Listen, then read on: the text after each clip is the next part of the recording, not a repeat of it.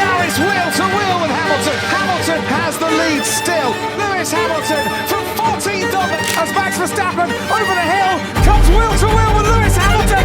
Round the outside of turn one he goes. Verstappen's got the restart sorted. The checker flag is out. The Brazilian Grand Prix goes to Max Verstappen.